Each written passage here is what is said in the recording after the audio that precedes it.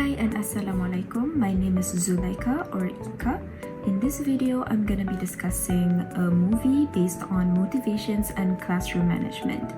I will also be discussing the movie's issues and my suggested solutions for them. Let's get into it. Beyond the Blackboard is a Hallmark movie based on a real story. The main character's name is Stacey Bess, which is also the name of the actual hero the movie is based on. In the movie, she is a young lady who is just entering the career world as a teacher. She is misled by the city's education board and finds herself at a rundown warehouse where she is expected to teach a classroom of homeless children varying in ages. Yeah, she was expected to teach grades 1 through 6. Anyway, I'm really excited to start on this video because by far, this was one of the best Hallmark movies I've ever seen. The classroom shown initially in the movie was horrible. The furniture was all dilapidated, the windows were practically non-functional, there were holes in the ground where rats keep popping up, a train passes nearby every now and then like a natural disaster, and the school didn't even have a name. In fact, the real-life Stacey Bess wrote a memoir on her experiences in The School with No Name. This level of neglect can't be pinpointed on any specific individual. I'd like to introduce and emphasize Bronfenbenner's ecological theory, in which there are 5 environmental systems contributing to how children live and experience their educational lives. We have the microsystem, wherein the children spend most of their time, like with their parents, teachers, peers.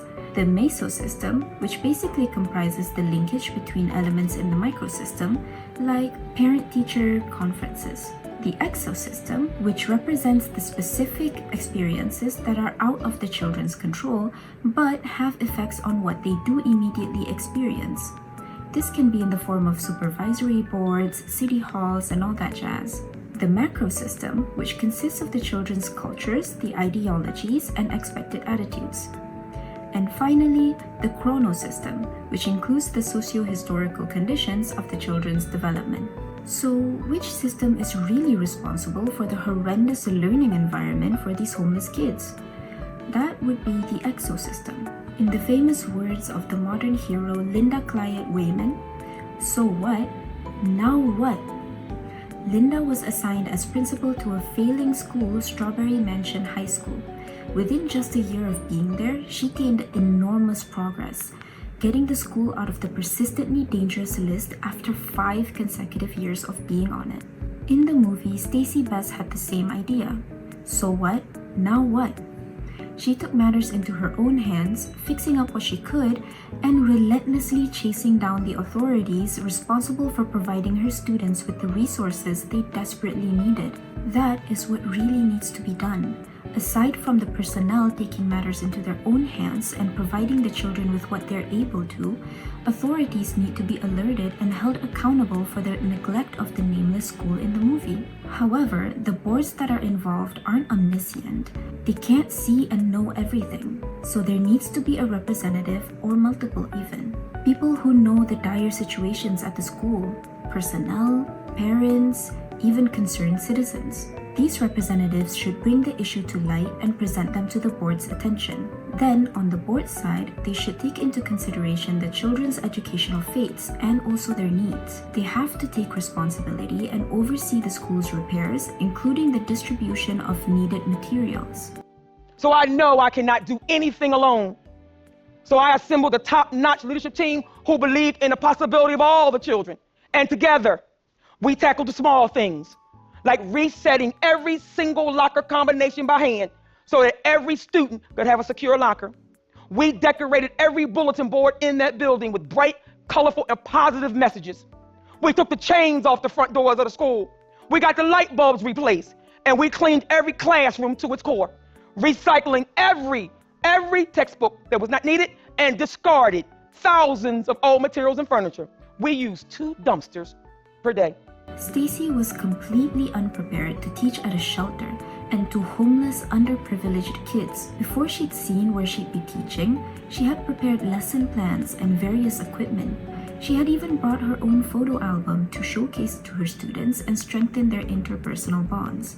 Remember Bronfenbenner? Let me introduce you to Erickson. Erikson's lifespan development theory categorizes individuals' development in their lives into 8 stages. I'll show you what it looks like. The children Stacy is supposed to teach are in the 4th stage of this theory, which is industry versus inferiority. This stage represents the dangers children face in their elementary years, typically incompetence, unproductiveness, and of course, inferiority. Unlikely enough, the inferiority the children in the movie initially experienced were shown when Stacy showcased her photo albums. More specifically, when she talked about vacation homes, skiing, snowmen. These are indicative of her privileged life, which the children have little to no experience in. Especially so early in the movie, this may have created a stronger and bigger interpersonal rift between Stacy and the kids, as they didn't react very well at all to her little show and tell session. Stacy was understandably nervous and didn't know what to do. To create a positive classroom environment, a teacher needs to possess the necessary communication skills. An important part of this, as introduced in the educational psychology textbook by John Santrock, is to connect with the audience. Effective communication requires us to read social cues, understand from nonverbal communication, and think before finally speaking. Looking inwardly, the disparity between the wealthy and the poor is too jarring for either side to fully understand the other. The rich can't fully understand the poor, and the poor can't fully understand the rich. An interesting video by Jubilee where they gathered 3 wealthy individuals and 3 poor individuals demonstrated this idea perfectly. Although the video contained little to no arguments at all, or even hostile language, I personally observed that the rich people spoke more and even countered a lot more of the underprivileged people's points. Message, you need that power, and without money, you can't really have But that's not going to solve your innate problem of wanting more. No, it's not, and I accept that at the door. That It's like you can say it about drugs, one other line. You can say it about womanizing, Sure. you want another girl. You can say it about anything that you have an obsession for abundance of, right? But then, of course, we're talking about children who have no say in their parents' income and no say in what they're given on a daily basis. Being shown privilege won't make them understand it, and it becomes unnecessary self-disclosure on Stacy's end. From the 4th edition of the Human Communication textbook by Pearson et al., self-disclosure is the act of intentionally revealing personal information about yourself to another person. Typically, self-disclosure is used to strengthen interpersonal bonds, but it should also be avoided in necessary situations like for social appropriateness. What Stacy had conducted was then negative self-disclosure. Like the common saying, some things are better left unsaid. So what should Stacy have done? Personally, interpersonal communication is a huge deal for me, so I believe she should have at least read the room. Even earlier in the movie, she had seen the neighborhood. She'd seen how the people there lived, how they talked, how they carried themselves. She should have noted all of this down and refrained from any self-disclosure that would make the children feel inferior about any aspects of their lives. But I've learned some not good things about myself. Poverty disgusts me. I'm afraid of it. This issue was observed really early in the movie, and it did something to my heart. Miss Trumbull, the substitute teacher who was assigned before Stacy even took over, was briefing Stacy on how everything works. She then showed the blackboard where a list of shame names had been written. Nobody likes to have their name on the board, as Miss Trumbull has said. I don't even know why, but this was very upsetting to me. It's also an example of a barrier to effective communication. In the educational psychology textbook I had mentioned earlier, this specific barrier is called labeling. It's manipulative and passive-aggressive. It makes the children feel guilty seeing their name there all the time, and it also doesn't allude to what they actually should do, because at the end of the day, they are still only helpless children. Remember Bronfenbrenner and Erikson? Let's bring in Vygotsky. Vygotsky's theory includes the zone of proximal development. It sounds fancy, but what is it? It's actually really simple. Basically, students learn way better with an able instructor to guide them. There's an upper limit and a lower limit. Essentially, what I'm trying to correlate here is that instead of shaming the children by putting their names on a very public blackboard, they should be guided and properly taught on what to do and what not to do. They should also be told the reasons why this rule should be applied and followed, like in the movie when Stacy talks about respect. So, I'd like to start by talking about last week. Last week, I lost my temper quite a bit, and it wasn't respectful. Maybe we should talk about that. What it means to be respectful. Yes, Angel. Like, you don't get in somebody's face, blah, blah, blah, blah, like that, like you messing with somebody. That's right, that's not respectful. Sam. I don't think it's good to yell. You're right, yelling is not good. I'm very sorry for yelling. See, we have to be respectful of our fellow classmates because we want to have a safe, quiet, calm learning environment, right? After all, according to the zone of proximal development, children have varying lower limits to how well they can learn and perform without an able instructor. With an able and understanding teacher, they would achieve the upper limit and learn and perform even better. This was a really insightful movie to watch and a really insightful assignment to work on.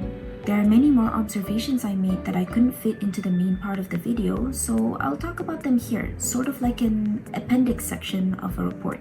I noticed the very first seating arrangement in the beginning, and it was in the auditorium style, if those chairs and tables could even be called proper seating for students. After Stacy had revamped the classroom, they frequently switched seating styles to accommodate different lessons. Normally, they would have either auditorium or seminar styles, but sometimes they dabble in clusters too. I also observed Stacy's first few days with the kids and how she had ordered and threatened the misbehaving students. Look what you did to her tests. Okay, everybody sit down. Why? Because I said so. Sit down. Where do I want to sit? Danny, I'm warning you. Get to your seat right now. I have my seat right here. Want to see it? Okay, you know what? I am working very hard here, and it's bad enough without having to deal with your nonsense. Now sit your butt down and get to work too. Go. Alex, go. Come on. I also noticed some motivational perspectives of the students, like humanistic. What's up, Sam? My stomach hurts. Didn't eat. Sorry, sweetie, I can't understand. Okay, I'm sorry. Okay. Sam's hungry. Did you have breakfast? Social, and towards the end, cognitive. That's all from me. Have an amazing day and thank you for watching.